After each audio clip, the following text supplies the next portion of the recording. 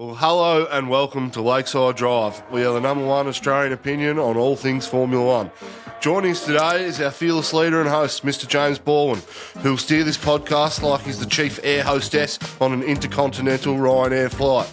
Whether he's the lead role in a musical theatre production or the wannabe pilot that knows everything about planes except how to fly them, I can assure you he will fly by the seat of his pants while trying to maintain the integrity of our show. Introducing Freya, clearly the brains and beauty of this outfit, our resident PhD psychologist that doesn't really tell us what she thinks but what we need to hear. Coming to you all the way from the home of the offshore bank accounts where tax fraud was invented and billions of your hard-earned goes missing, the Cayman Islands. And I'm Campy. I don't take myself too seriously, but I'll leave it up to you to make up your mind about me. I can assure you I sound like your car when it loses its exhaust, and I talk more bullshit than Jay from In Between Us. I'm the self-proclaimed F1 prophet that has a better return than your super fund. Welcome to this episode of Lakeside Drive. This is the Dutch Grand Prix review.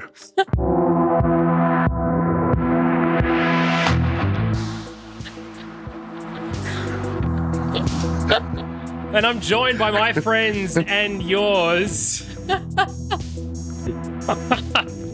Wow. Freya Brolsma, if she can get herself together.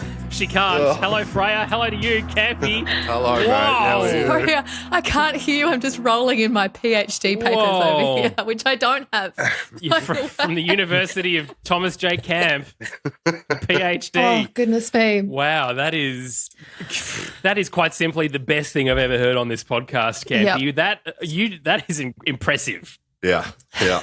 How long did that take you to write? 25, half an hour. Yeah, well done. Genuinely the best thing you've ever done on this podcast. It's the most effort you've ever put into anything on this podcast too, and it shows. Welcome Imagine if you to put myself. in effort for everything else. It's taken 5 years to arrive.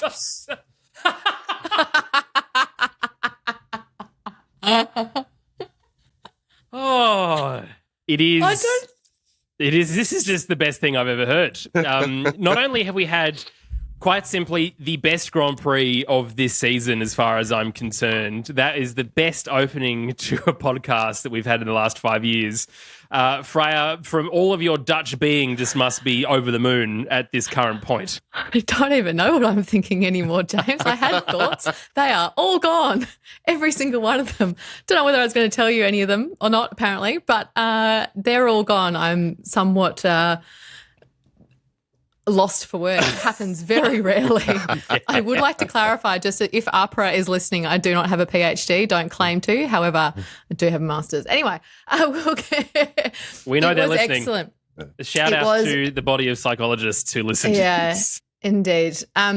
It was excellent. It was excellent. I had a great morning with my Stroopwafels and my coffee watching what was a very exciting race. It was so hectic at the start and I was trying to take some notes at the same time and I just basically threw my laptop out the window and started yelling at the screen. It was fantastic. Loved it.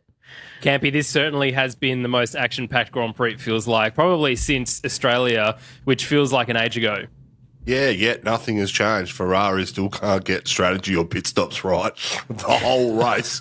Oh, what an absolute cracking race. That first 20 laps was just, up until the first safety car, felt like I was on the edge of my seat. It felt like I was watching a go-kart race with extremely fast cars. Yeah, it was awesome. I really enjoyed it. That's a great description of Formula One, actually. Yeah, isn't that just Formula One? Haven't you just described?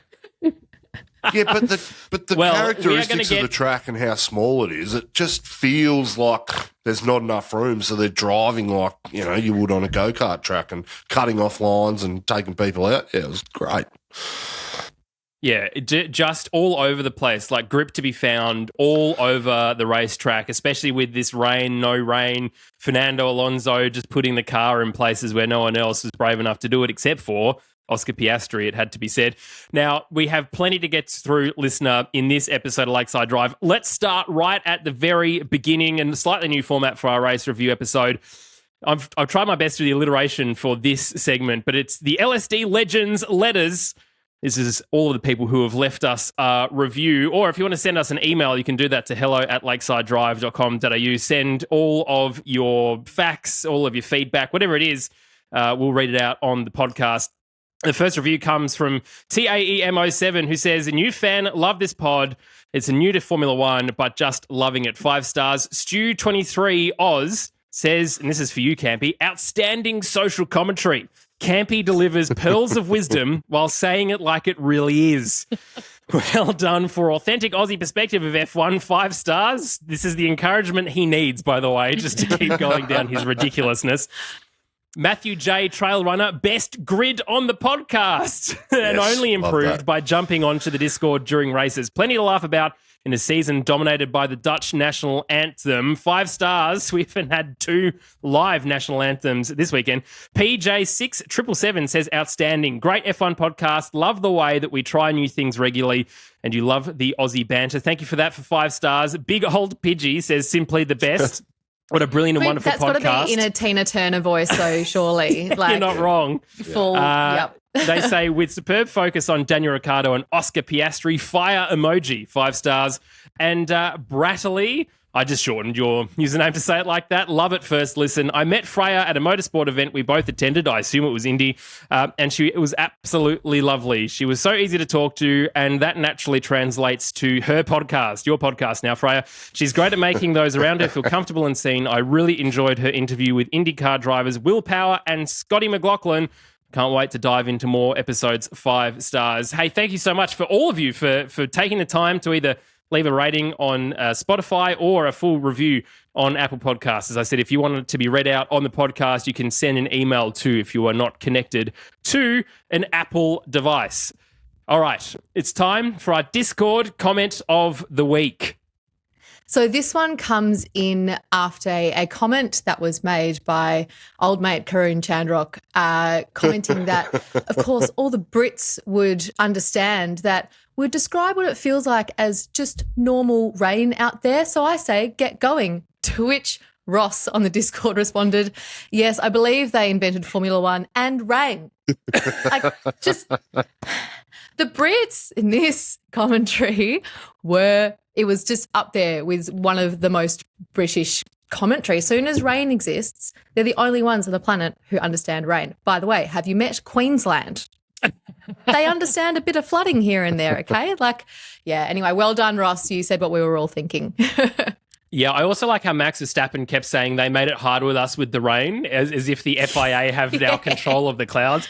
There's just a big thing in Brixton, and there's a cloud-making machine, and they just shove it across the channel. They're like, it'll happen again in 30 minutes. We'll just send it out of our big rain factory here in London. Absolutely ridiculous. But there are all kinds of Discord legends, though, this week. I bet Campy's not done his homework here. But Freya, let's start with you. Who's been your favourite person on the Discord?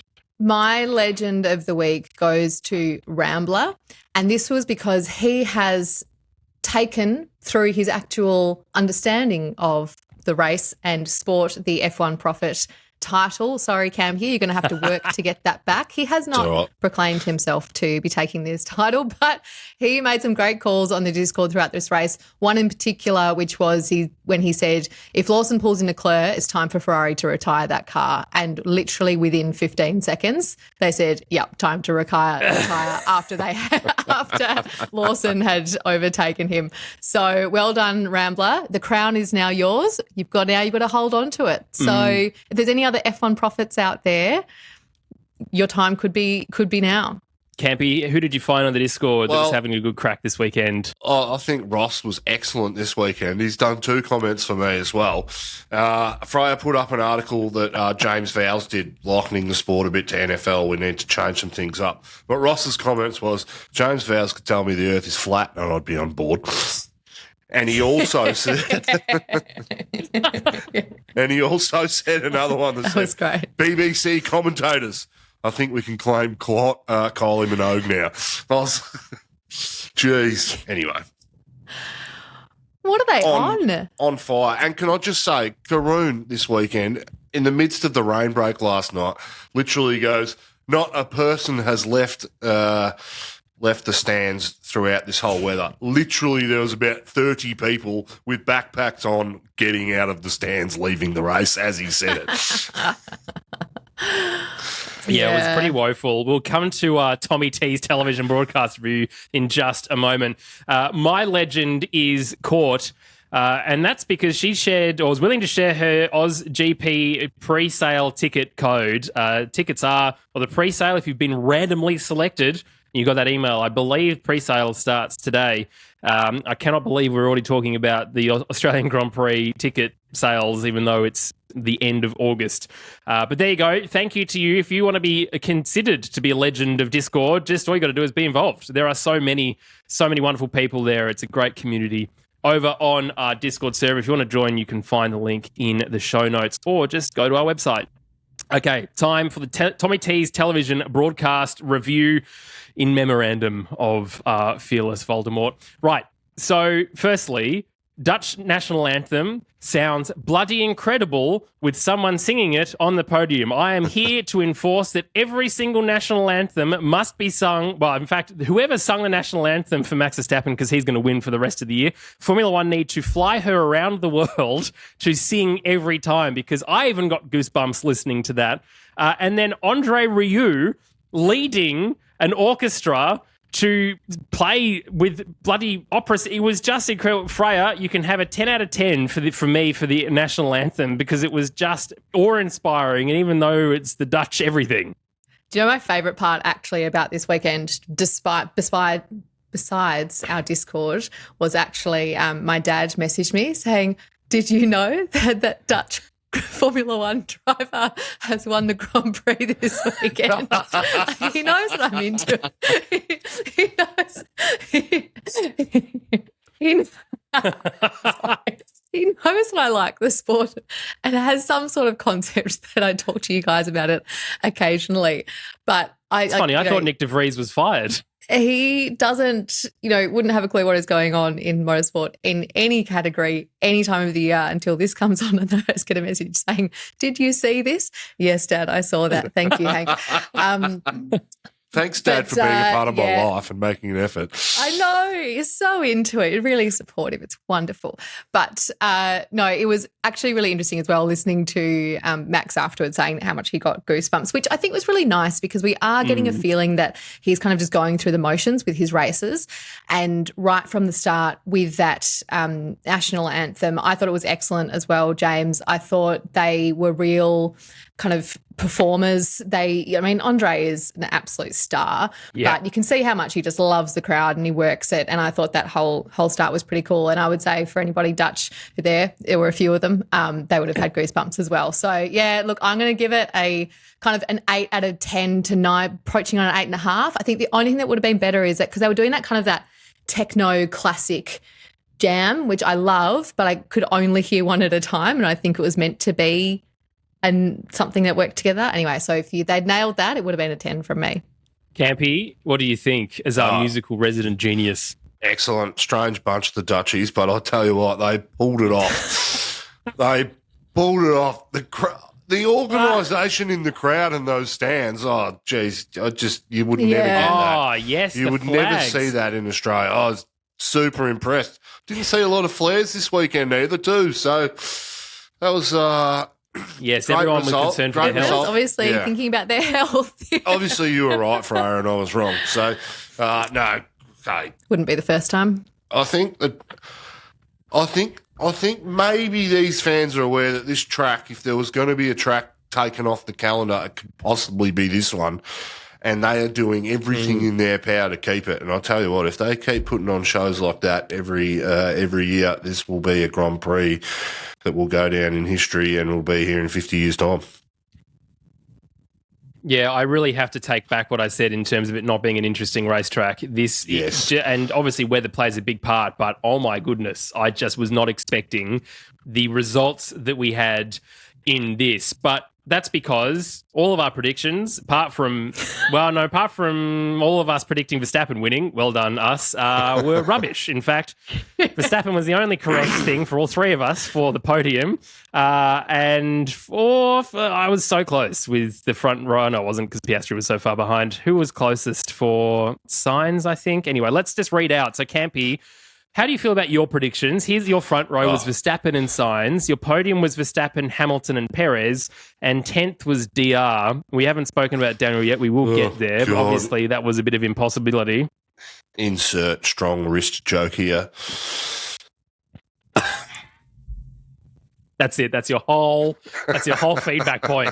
Good. My reaction Freya. is terrible for podcasting, but for those who are watching, you can see me cover my face in despair. Freya recoiled well away from the camera and the microphone. Yeah, from the podium point of view, though, you were pretty far off. Yeah, well, that's what happens when rain comes, isn't it? F1 profit, hey? Allegedly self-proclaimed. Freya, your front row was Hamilton and Leclerc. Ooh. Podium, though, was Verstappen, Russell, Piastri, 10th being Tsunoda. Well, if AlphaTauri pit him like they should have done, he probably would have been 10th.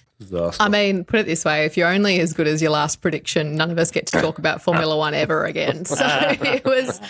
Look, to be fair, if Mercedes had been better with their strategy, I think Hamilton could have been on the podium. Maybe not Hamilton or Russell could have been on the podium. So they had the pace, but they just kind of stuffed it all up. And then the rest of it, what did I say? Oh, yeah, Tsunoda the 10th. Yeah, look, no good. Well, it's in summary. Yes, Verstappen and Piastri was my front row. Verstappen, Piastri, Sainz. At least Sainz, I mean, Ferrari were rubbish again, but Sainz was the faster of the two Ferraris, and 10th, Bottas, but Bottas was in 14th. So equally behind Liam Lawson. Oh, dear. It's no good. So basically what we're saying is we are not professional at all. All right, team-by-team analysis. We've got heaps to get through. Let's start right at the very back of the pack. Campy, Alfa Romeo, it was a tale of Joe being really quite up the front and then not up the front at all. Bottas just seeming to be on the wrong tyres, both of them medium over the soft tyre. Bottas qualified 19th, finished 15th. Joe qualified 16th and then crashed. Yeah, look, great for Joe to drive in the top three for all of 5 laps and have a commanding position. But he needs to do a bit of work for his contract next year moving forward. It's not that he's not capable as a driver, and he's performing really well against a seasoned consummate professional in Valtteri Bottas. But yeah, he's just not getting the headlines that he should be that you need to create in order to stay in this sport and progress up the grid. You look at what Oscar's done this year. He's getting the race results and the big headlines that people are talking about. He hasn't done that. So I think he deserves a drive next year, but it was good to see. Unfortunately for them, that car, it's got a Ferrari engine in it. The Ferrari wasn't great this weekend, and I think we saw particularly Haas and Alfa Romeo not perform very well. So, and I didn't see a lot of them on track, other than Valtteri should be doing better than this in these conditions, and with his experience, you would think that in a race where there's so much jeopardy, use the Tommy T word, where things can happen and you see these massive assaults up the grid, he just didn't do it for whatever reason. And look, I don't blame him for that. The car might just be a piece of shit in the rain too, so that's just unfortunate. But yeah, look, they're a backmarker, aren't they? And it's a shame to see. Freya, it's the first time that we've heard Joe not being in contention really for the seat for next year on the broadcast, as in, well, his seat's up. So, at the moment he really needs to put in the work.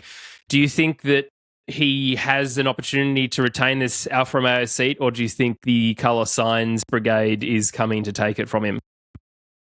I think he'll probably stay in it purely because the team is kind of in no man's land at the moment. It feels like they're in this strange waiting zone, I suppose, between now and 2026, where they've got new sponsors coming in next year. They've got a whole new situation with new regulations, as we've discussed a few times. So I don't see them kind of suddenly throwing in a new driver next year. I think they'll probably stick to what they know, because quite honestly, what else are they really going to do? It's a bit of a bizarre situation for the whole team at the moment. It just, like I said, it just kind of feels like they're in no man's land. But I think what was interesting with Joe was that he was the first to pit, and then by lap 6 was sitting in second position, which did actually bring out one of the near winners of the Discord comment of the week, which was something along the lines of, you need to get him an oxygen mask because he's never been this high, which was also excellent. Apologies, I don't remember who said that, but you know, it was kind of sad to watch. It could have been one of his highest finishes of the year, but it all kind of just came crashing down. But that also could have happened to anyone, right? We saw Hamilton go straight in turn 1 once that rain hit again. Perez had a moment like that. More experienced drivers than him were struggling in those conditions as well. I think just that his was a bigger incident. But yeah, I don't see them making any changes next year, just because it doesn't make any sense given the situation the team's in at the moment. Yeah, Valtteri Bottas 14th, Joe DNFing. Let's look at Haas now. Sorry, I should say Alfa Romeo, by the way, are in 9th in the Constructors' Championship on 9 points. Haas, Hulkenberg finishing 12th, Magnussen finishing in 16th. Look, this is a team that we've said quite often, Campy, it should be a lot better than it currently is. Magnussen had a brand new power unit, a brand new Ferrari power unit in for this weekend, and was showing some pace early on, but it seems that as the races go on towards the tail end, they can't just sort it out. Surely, at some point soon, this team needs to make the decision to go away from buying a parts team from Ferrari and start to design their own cars like every other Formula One team. Yeah, look, we know that this team has had struggles in terms of their infrastructure at their base. They're not playing on the same field as everybody else, so look, I can understand why they're behind. K-Mag put himself in the right position. That's all these drivers can do this week. Every week, they need to put themselves in a position. We know the car's fast over 1 lap, so make qualifying your target. This weekend, we had a race where, you know, there was rain in the race, and he projected himself up the grid by making the right calls at the right time. And he showed a hell of a lot of racecraft and speed, you know, when the track was drying. So I don't mind him dropping back the way he's doing, because his car's not performing as good as the people around him. But look how hard he was driving these guys, and just the lines he was using and stuff. So I think it was a good weekend for Haas. They're not in the points every week. If they can be in the points for half the race or the first 25 laps or whatever it is, that is just an excellent result. Remember, a safety car came out for them too, which meant that the gaps they had on a whole lot of people brought the whole field back together. So that was disadvantageous for them as well. So yeah, I think, you know, yeah, whatever I said there, someone can put that in the Discord of the Campy-isms, because that was a disaster. But, yeah, look, we keep having the same conversation about Haas. They perform really well, and then they get in the race and they drop back. So, yeah. Freya, anything to mention quickly as we move on? Oh, only that K-Mag probably needs to not be moving under braking and getting warnings for dangerous driving, especially in front of Albon, by the way, who is somebody who just every week I love more and more. So please, none of that, Magnussen. Rookies, I'll give you a pass to if that happens, but K-Mag can't be doing that type of thing. Yeah, that was scary to watch. Let's keep going. Let's talk about AlphaTauri. Firstly, let's talk about Daniel Ricciardo. Campy, your initial thoughts watching him crash into the wall, and why was it the word fuck very loudly? Of course this happened. He's finally back in the sport. It's what our podcast has been pinning its hopes and dreams on. And then he breaks his wrist. Oh, what a shame. It's an unfortunate for him, because I can really see how it happened. You know, he came. That is a blind corner, that turn 3 or 4, whatever one they want to call it. And because of the Oscar crash, he didn't really have a choice. So it was either for him crash into Oscar or just put it into the wall. Now, he took his hand off the steering wheel when he hit the wall, but as the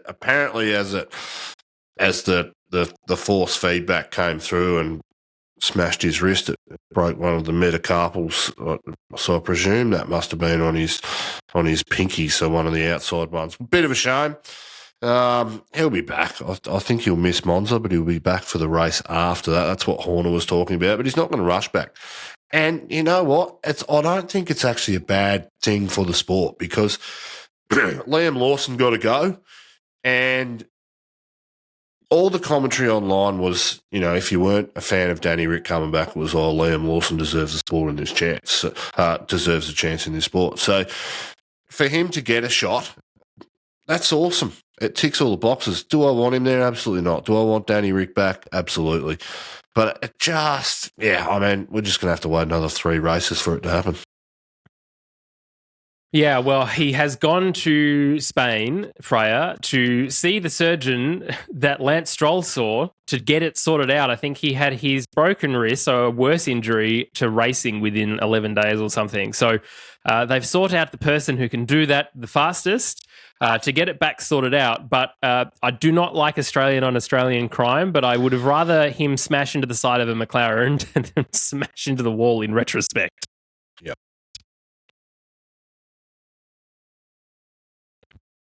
Oh, Freya, you've got yourself muted. Oh. There you go. Say that again. It's all right. I've undone it for you. That's weird. When he said I either was going to hit McLaren or hit the wall, everyone's like, yeah, go for the McLaren. Hit that. That's fine. Daniel, why did you speed up when you saw Exactly. Exactly. I also like how we've all become metacarpal experts. Like, I'm pretty sure that was probably the most Googled word on whenever it was, Friday. Look, that was just absolute heartbreak. But, it's another opportunity of somebody else who a lot of people say, does he deserve a spot? We'll see. And he's got 2 weekends to show what he's got.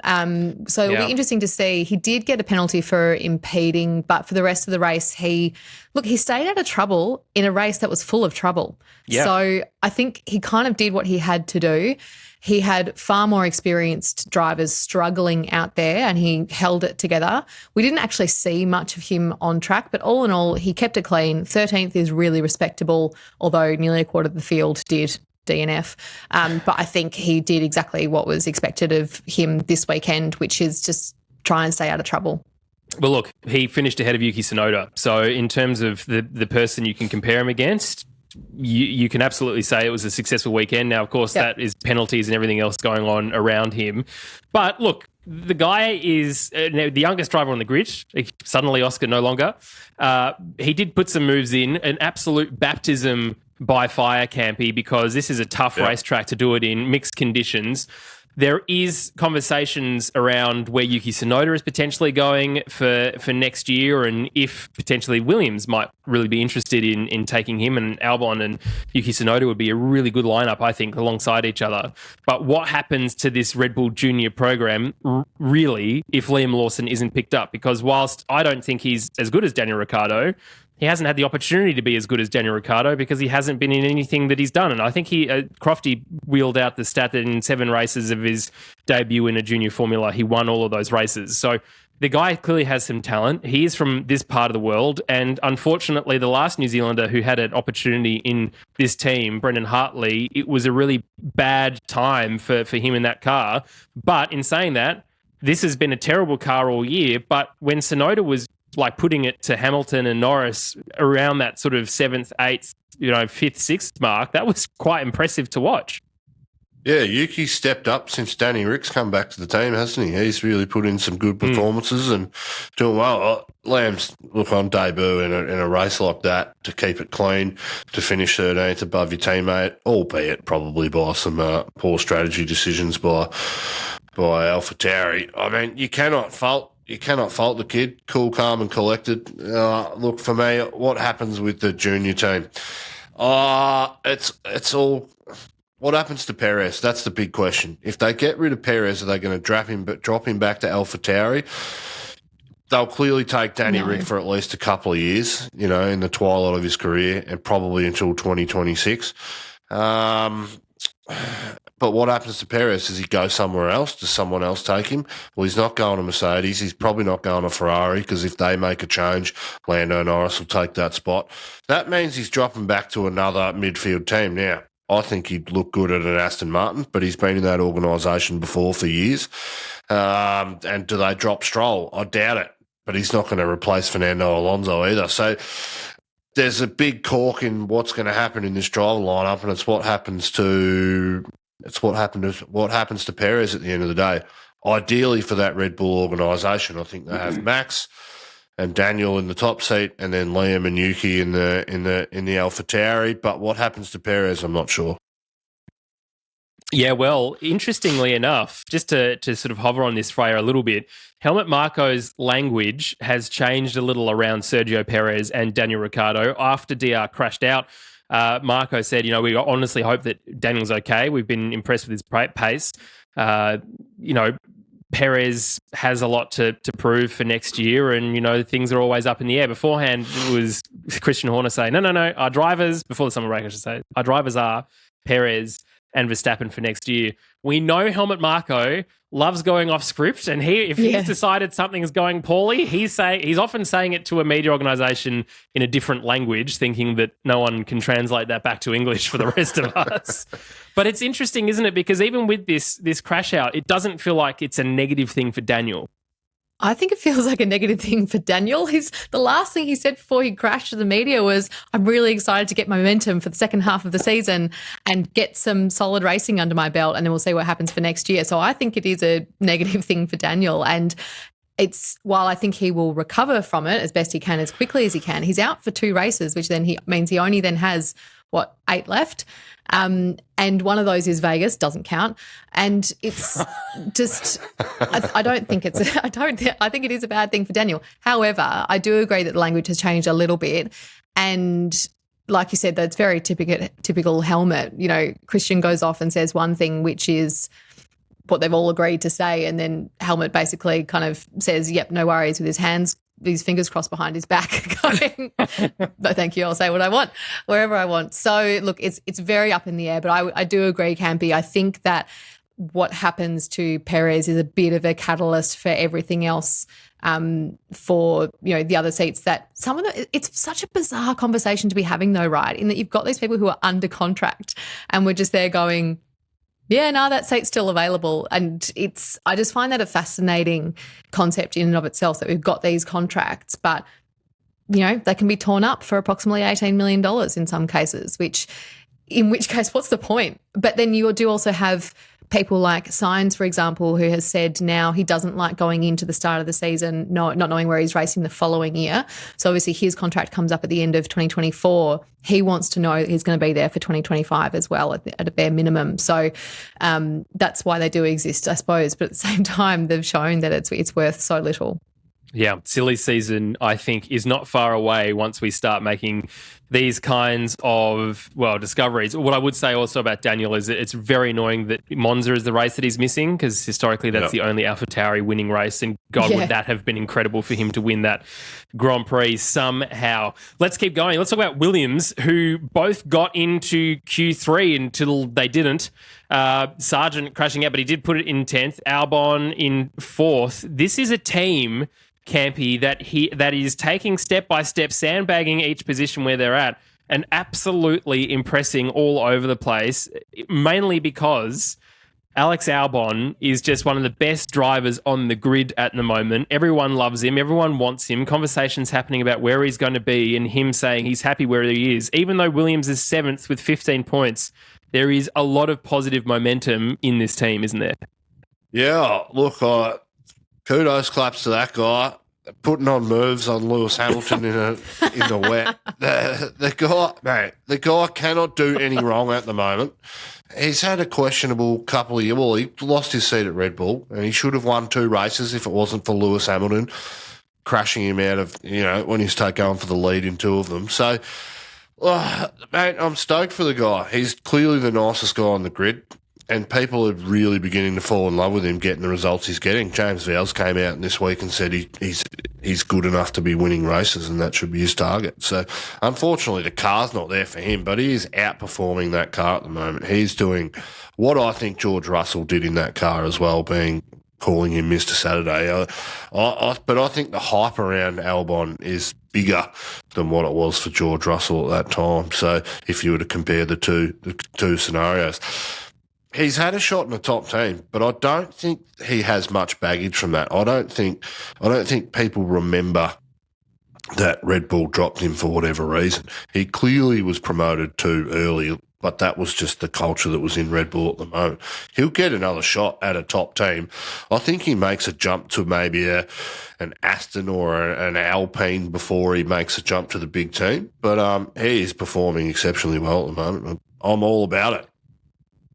Well, look, Williams might become a big team. So there would be no reason to go to another team if you've built the car around you, know everything and where the progression is, I think. And I would absolutely love to see Williams fighting for podiums again. Freya, Logan Sargent felt pretty good probably about himself getting into Q3 and thinking maybe he's going to have a better half of this season after the summer break until he didn't. Yeah, that was so unfortunate. I think everyone was on the Williams hype train after they both got into Q3. I was stoked for them, especially because Albon in particular was saying they didn't think it was going to be their weekend, didn't think it was going to suit their car terribly well, and then was in fourth. And obviously for Sargent, as soon as he went through, everyone was pretty stoked for him, and then it just didn't last long. And then obviously in the race replicated that essentially, which was really unfortunate. And again, I really feel for the drivers who are in that position of really needing to prove something. And he does need to prove something. He hasn't, because he's getting so, obviously outperformed every weekend by his teammate. He does have a lot to prove. And as much as he has said that he feels like it's getting better and he's getting closer every weekend, it's not necessarily translating into results in the way that it needs to. And so I think it's just challenging, and you just really feel for drivers when you know that they need to prove something and then something like that happens. And like I said, he wasn't the only one. There were multiple drivers struggling out there. So I feel for him. I really hope that they have a good weekend in Monza. I really, really do. I think that Albon said afterwards he thought he was going to crash about 7 times. He said there are so many nervous moments out there where I just had absolutely no grip. But having said that, he was like, that was the best the car has ever felt. I felt like I was cruising. And when I needed to do something with the car, whether it was manage my tyres or try and find grip or this, that and the other, I could, felt quite kind of at one with the car, and that he was stoked afterwards. And I like that. I like that he can also kind of say, yes, we pitted at the wrong times. Yes, we were we pitted too late on both occasions, but I'm really proud of what we've achieved and the car felt excellent, and that's a good weekend for us. So I think you can see why he would be a great person to have on your team. Let's talk about Mercedes now, Campy. They were all over the place. George Russell qualified in 3rd, finished in the DNF position of 17th, somehow still classified. But it was pretty much a weekend to forget for this team. Yeah, Russell was pretty angry on the radio, wasn't he? He was shocked that, he's on track for a podium. What the hell happened? Well, mate, it was raining bloody heavily, and you should have come into the pit to get change your tyres. Formula 1 happened. Yeah. Well, look, if you didn't pit on those first 3 laps, I'm staggered at the stupidity of why teams didn't pit them. They've been at this racetrack all weekend where they've had changing weather conditions, and they know how quickly the track dries. They know how much rain's on it and what's falling. They should know these things. You've had the 3 days you've been there, it's all been the same conditions. So just put intermediates on that first lap. And for George, it would have saved all his problems. He would have been up right near the front. I mean, look at Checo Perez, came out with a 15-second lead or something. So to take that gamble, it was never going to pay off the way it worked out. So that's the problem with Mercedes, I think. Hamilton, geez, that last fight that he had against, who was it in front of him in the last 7 laps? I can't remember who it was, sorry. Unbelievable. That guy in the wet, him, Alonso and Verstappen, they just look like better drivers in the wet. So they're on to a winner. Unfortunate for George in the sense that he went hards because of the rain delay. With 10 laps to go, his strategy didn't quite play out the way he wanted to. He would have he would have lost those 3 or 4 positions when he was in 5th. So, yeah, unfortunate weekend for Mercedes. They missed out on a lot because they didn't pit, really. But you can say that about most teams, so... I think it was Carlos Sainz he was battling with quite a lot. Yeah, that's right. Towards the end, but then also, throughout the race. And that was great. Like, he had some great battles with Sainz and others as well. What was interesting is that Hamilton said that he felt that, like, the car was doing exceptionally well. He was like, the pace was excellent, but he just, again, the pit stops just kind of kept putting them out behind, 2 cars behind where they needed to be. And they didn't make the right decisions with strategy, stayed out way too long. But again, he said that he felt that the car had what it needed to be battling for first, second, third, if they had got their strategy right, which is always going to be the handbrake in those situations, right? Yeah, And really why hard not for them. Sorry, why not take the gamble if you're Lewis Hamilton starting in 11th or 12th or whatever it was when the rain started coming down? Why not come into the pitch straight away? Just beggars belief why Mercedes are making decisions like that. I expect it from Ferrari and, Aston Martins, but not Mercedes. This is a team that won 7 championships on in a row. They should know and get these things right anyway. 8. They won 8 championships 8, yeah, in a row, constructors, even the 2021 one. Yeah. Constructors don't count, Jim. It's always about the drivers. Jeez. Okay, sorry. Yeah, you tell that to Christian Horner. We'll get back to race review in just a moment, but I'd like to thank the sponsor for this episode, NordVPN. Now, all 3 of us use NordVPN. We know many of those in the Discord server use NordVPN too, and that's because it is the fastest VPN on the market. It's the easiest app to use if you're Freya and you need to watch Formula One not in the Cayman Islands but somewhere in Australia, or if you really want to watch some brilliant ABC show, and there are quite a lot at the moment, you're not going to get that live in Cayman. You're going to have to get a VPN to watch it over here, Freya. I was trying to describe, have you been paying attention to a bunch of Americans in Indy when I was over there for IndyCar? And I was like, so basically, you get all these comedians in a room, and then you have another comedian, and they're kind of like the host. Then they ask questions about news, and then it's basically like wrong answers only, and everyone's just staring at me saying, can you understand what she's saying? I don't really know. I was like, look, you all need to get your VPN on watch this show. It's the funniest thing. Sophia Piccola, oh my gosh, love you.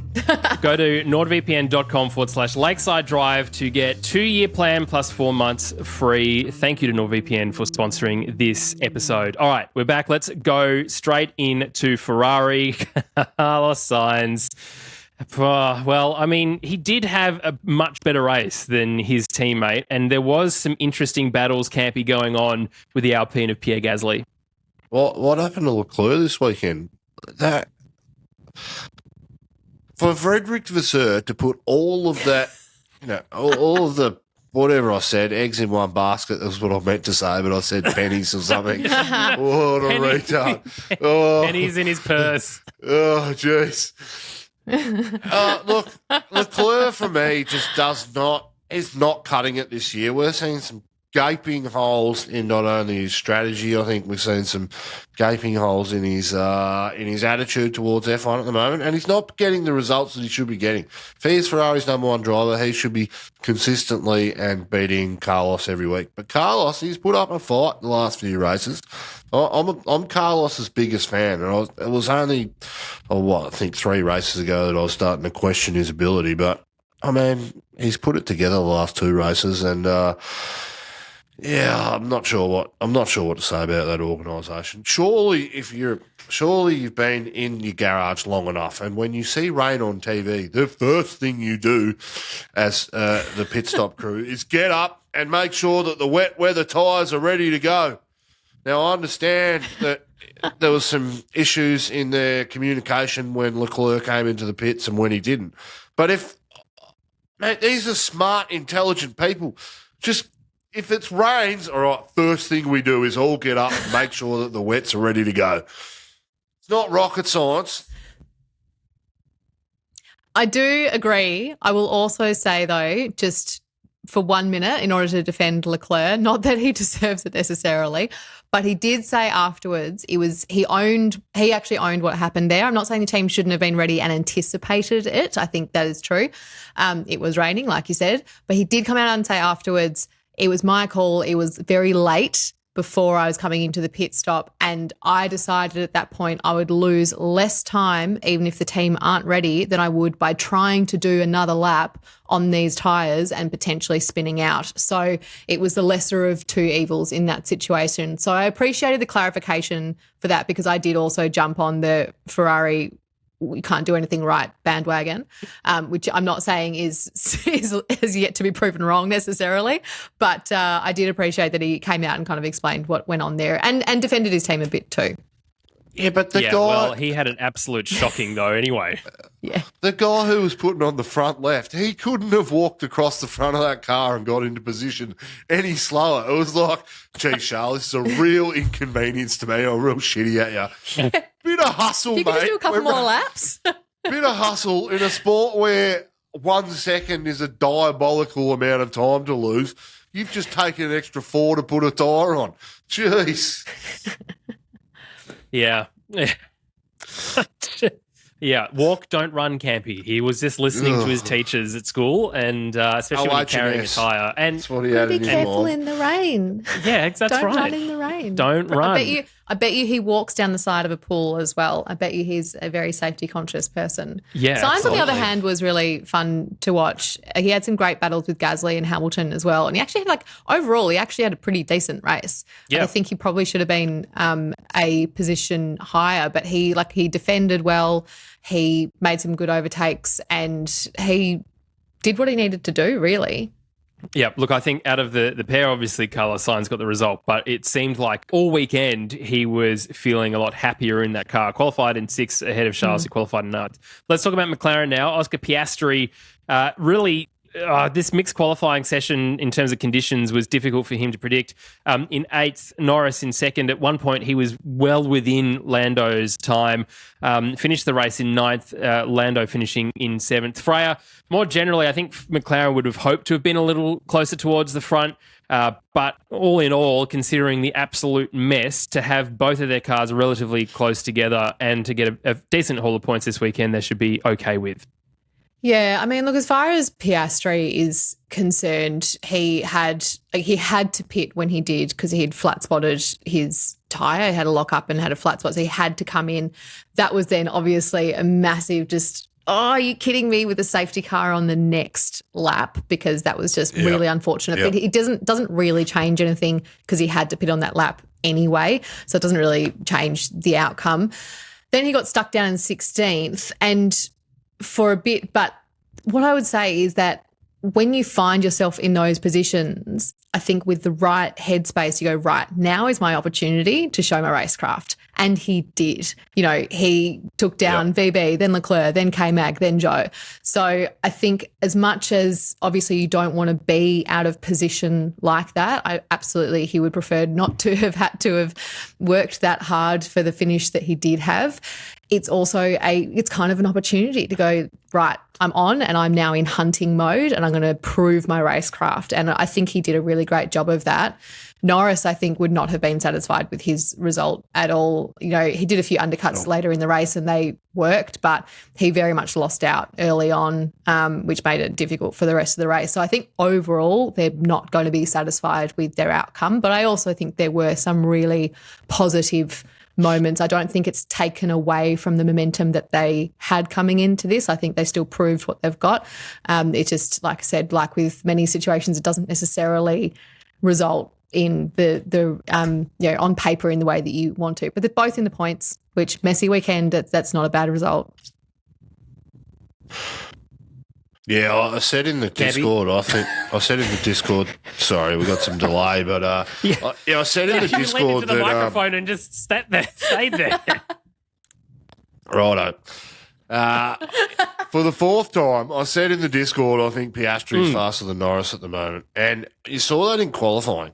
Consistently, Piastri was getting better times than Lando Norris. Unfortunately, he didn't nail his last lap, and Lando Norris is probably the epitome of consistency across all his times.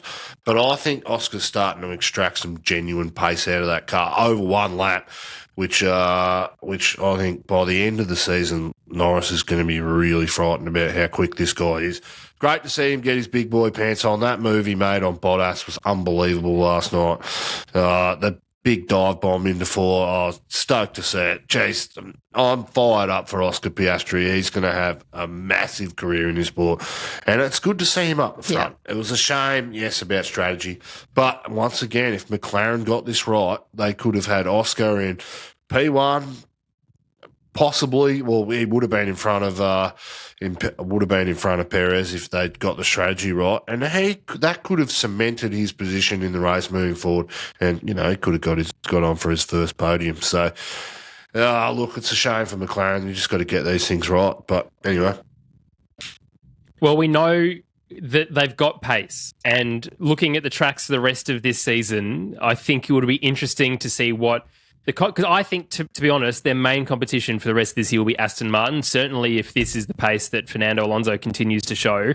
Not Alpine, although let's talk about Alpine now, though. Gasly finally back on the podium. Just the best driver in Formula One, Freya. I would say so. Campy, do you agree? Campy? Oh, please. Please. Seriously, though, third. He had, what a great race that he had, Freya.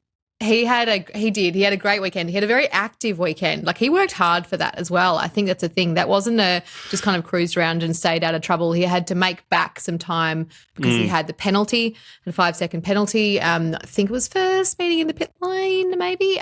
But it was definitely a drive that is the type of drive that proves that he deserves a spot in Formula One for sure. And he had some great defending against Sainz many times. This was a position that he really worked for. And obviously then with Checo's penalty as well, it put him not just in fourth but on the podium. So, and I was stoked for him, and I was stoked for how stoked he was as well. Like, I love when you see somebody either getting back to where they think they're going to be or should be, or they get a result that they've been working for ages. He's had such a tough start to the season, not all his fault, DNFs and the like. Alpine on Alpine crimes and all sorts of things. I'm stoked to see how happy he was because, like I said, there is a little bit of same old going on in the sport, and we needed a podium like this to lift all of our spirits and get excited about F1. Of course he was happy. Saf now, I can't believe you stuffed the team this much. Can't believe you stuffed the team this much, and now you've got a thing. Him and Ocon are becoming irrelevant in this sport. That's how bad they've been driving this year. So for him to get a result like that, of course he's happy about it because he feels like it puts him back on the map. And it was a good drive. I'll give him that. You did well. Didn't really get the podium. Perez beat you. As he mumbles away. Anyway.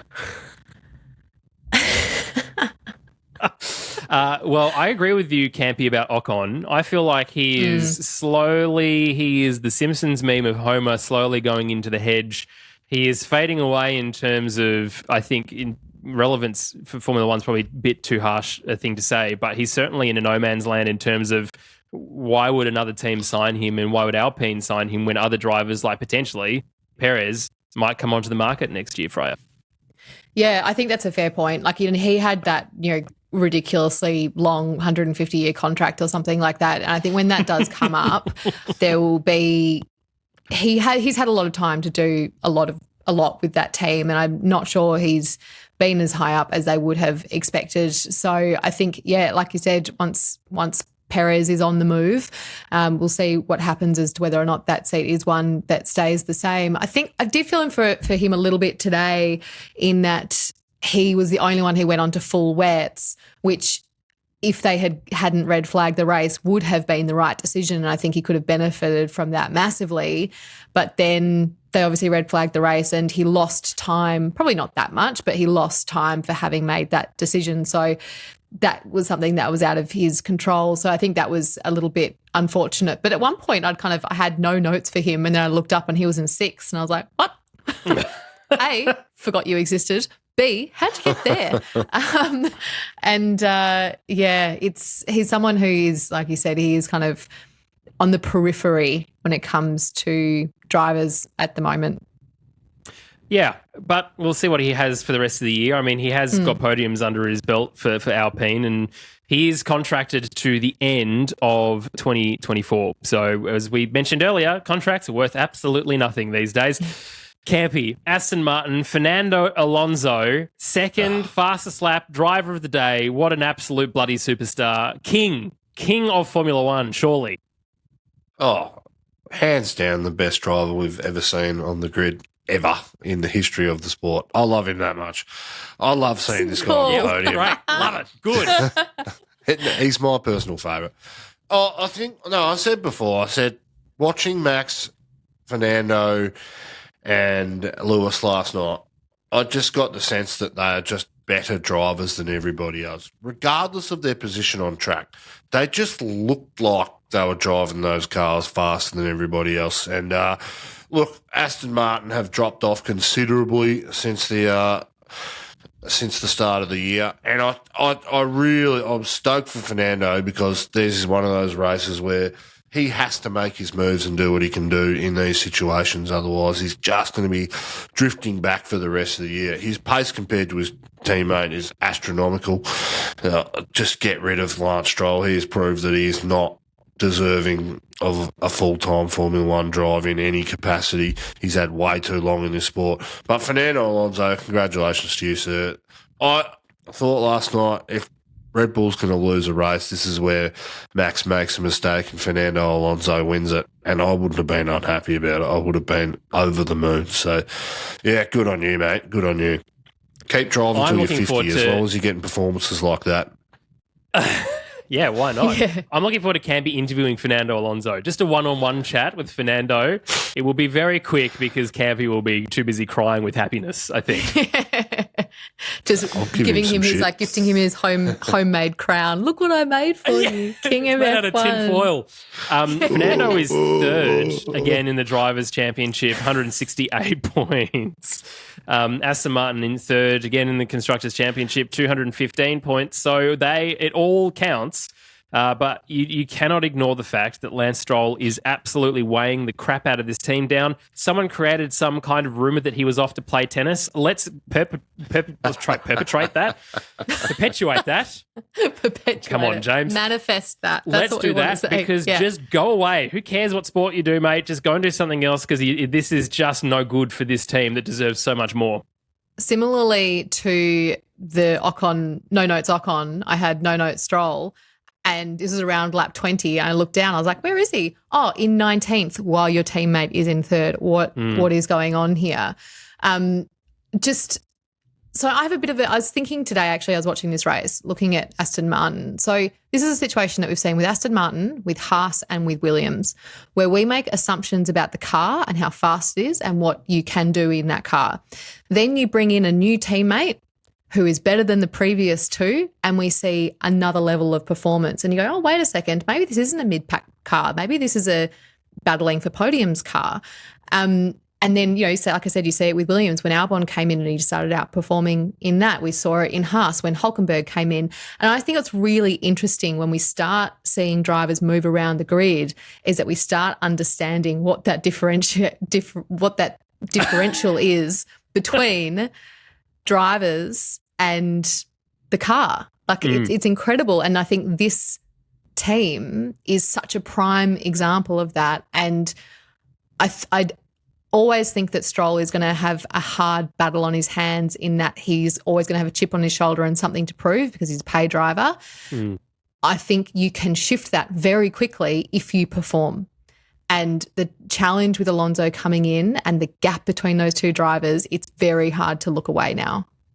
Yeah, it is night and day, and it's costing the team money having him there because they should be second. They're not. Mercedes are second. It's ridiculous. Come on, Aston Martin, lift, make the decision, get everyone on the bandwagon behind you because everyone loves Fernando Alonso and wants to love the team. But it's just really hard to understand what you guys are doing when that is the decision that continues. I get that it's Daddy's team, but seriously, for the love of the sport, can we please put someone else in there?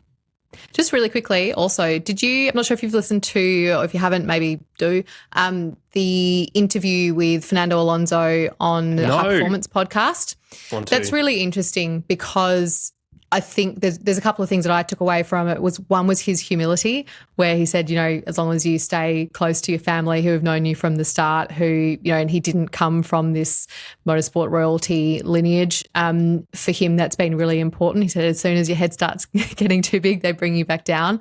But also listening him to describe his approach to racing and how racing is the execution of a plan and that type of thing is really fascinating. So if you want to learn more about elite performance in sport, I think if you've done anything with sport and elite performance, a lot of it doesn't come as that much of a surprise, in that a lot of racing, sports, games or whatever is just the way you think about it is just, now I have my job to do, which is to execute this plan, and you're doing your best to try and take the emotion out of it and use it positively when you do have, the high pressure situations. But that's a really great listen. And he doesn't do that many really long form interviews like that. So worth making a cuppa and listening to the king. Love it. Yeah, that's very much looking forward to being able to do that. Campy, Red Bull, Max Verstappen, 9 wins in a row, due probably for the 10th. I mean, it's probably for the rest of this season, let's be honest. But no one can stop this guy. The team is just absolutely on fire. Sergio Perez getting absolutely no preferential treatment whatsoever with undercuts and tyre strategy. Everyone sounded surprised on the broadcast, not sure why. It didn't matter. Perez, when he came out, he had a 15-second lead. Anyone with a 15-second lead over your teammate over a race distance should be able to manage that 15 seconds in order to win a Grand Prix. You know what? Within 5 laps, Max had it down to 2 seconds and the team was like, that is astronomical. He was 3.5 seconds quicker than his teammate on the same track in testing condition. He was a god last night. I said he'll be in front by lap 12, and lap 11 the team pitted him and he was back in front. It was absolutely astonishing to see him drive that way. But this is the sort of thing that Max needs sometimes to just pick himself up. He knew he was behind his teammate and he's like, right, let's just see how quickly this lead evaporates. And, great to see Max. He'll probably going undefeated for the rest of the year because he's that good and his car's that good. So, yeah, what more do you say about him? Perez, well, getting back to the helmet Marco comments, when things change in F1, this is how they change. Someone in the team says something that they shouldn't, then they wait to see the fans and the pundits like us start circulating rumours and having long-form conversations about it.